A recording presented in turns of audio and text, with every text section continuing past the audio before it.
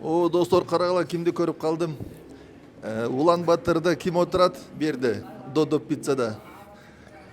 О, Руслан, кандайсың? Русланды эмне кылып атасың?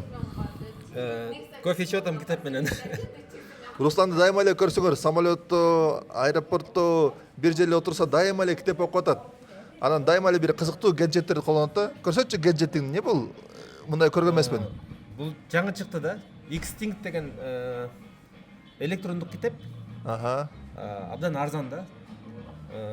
Баасы где-то $40-50 турат. Ичине деген жаңы китептерди салып койсоң болот. Өзүнчө китептерди окупчу. Анан жакшы жери бул муну деген өзүңөр көрдүңөр, кичинекей. Абдан чакан да. Колго алакандай болуп атат. Чөнтөктө дайыма кармаса болот. Батарейкасы 2-3 жума жеңил эле кармайт. Анан эң жакшы жери мунуку. Мисалы, бул абдан минимальный да. Бир эле көп болсо 5 китеп, 10 китеп салсаң болот. Китептен башка эчтекеси жок. Анткени азыркы бизде телефондон, интернеттен киргенден биз дайыма алаксып атабыз да. Анан биздин көңүлүбүз кетип калып атат. Ошо азыркы дүйнөдө эң эле мындай керектүү оокат деген бул деген биздин көңүл буруу бирдекегечи. Анан көңүл бурууну ошо фокус деп коет, концентрация деп коет орусча. Ошону жоготпош үчүн азыр көбүрөөк китеп окуш керек да. Мен да өзүм дагы ошо мен байкап атам акыркы жылдары. Мен эгерде телефондон бирдекени окусам, дагы бирөө бирдеке жазышат, же телефон окушат, же YouTube деген бар, TikTok деген бар, Twitter деген бар, ага кирип алаксып кетесиң. Анан бир ишке жакшы кечке кирип көңүл бура албай каласың да. Ошондуктан мындай жаңы девайсты жаңы укканда, жаңы тапканда алып койдум. Азыр көп элдер да алып атат мындай. Анткени бул өзүң менен чоң китепти дайыма көтөрө албайсың да. Bundan дайыма өзүм менен жүргөндө акырынан окуп, күнүнө 10 мүнөт болобу, же 20 мүнөт болобу, ар бир жерден, мисалы, жолдон аэропорттон сен айткандай, же самолеттон ичинен учуп баратканда, же мисалы баламды теги садиктен күтүп жатканда 5-10 мүнөт болсо да кичинеден китепти окуп бүтүргөнгө убакыт бар да. Руслан мен билген бизнесмендер ичинен эң көп китеп окуйт.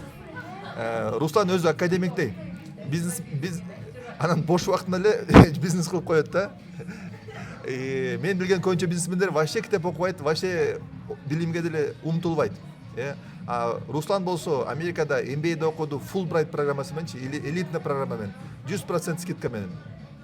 Анан постоянно эле билим алып, ошо теория ар кандай нерселерди сүйлөшкөн жакшы көрөт. Анан негизинен Руслан мурун башка жерден китеп окучу. Көрсөчү, Руслан мурун эмнени колдончусуң? Мурун деген мен дайыма деле өз менен бар, була Kindle деген бар. Kindle'да абдан жакшы, бул дагы Amazon'дон эместен. Бияктан интернеттен китептерди сатып алсаң болот, окусаң болот. Мен көпчүлүгү англисче китептерди окуйм. Ошондуктан көп жерден аралап жүргөндүктөн мен чоң мындай кагаз китептерге мага кичине бир аз оор болуп калат да. Ошондуктан биякта бул менин өзүмдүн жеке библиотекам. Ичинде мына ар кандай китептер, мисалы биякта Рональд Рейгандын китебин окуп атам. Биякта жаңы жакшы бир предпринимательдер, инвесторлор жөнүндө китеп окуп атам. Бул китеп деген мисалы Кайзен жөнүндө китептер. Ар кандай китептерди көп окуйм. Биякта менде азыр көп жылдан бери чогулуп жүрүп, Көрсөчү канча китебиң бар? 362 китебим бар.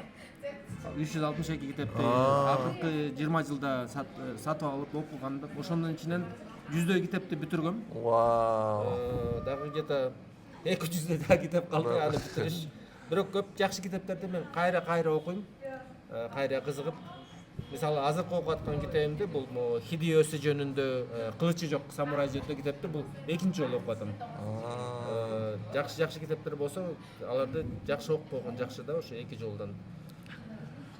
Бул китеп окуу деген дүйнөнү таануунун эң биринчи, өзүм башка мындай саякат кылгандан тышкары дагы башка элдер менен таанышып үйрөнгөндөн тышкары да 3-чү бир жол деп санайм да. Анткени кантип биз мындай белгилүү адамдардын же бизден мисалы ар кандай политиктердин же ишкерлердин же артисттердин жашоосун кантип билебиз да. Эгерде аларды кинодон эле көрбөсөң же мындай кино кыска эле угуп калбасаң, көп бүт дүйнөсүн көрө албайсың да. Ошондуктан китеп деген бул чынында муну тааныганга жардам берет.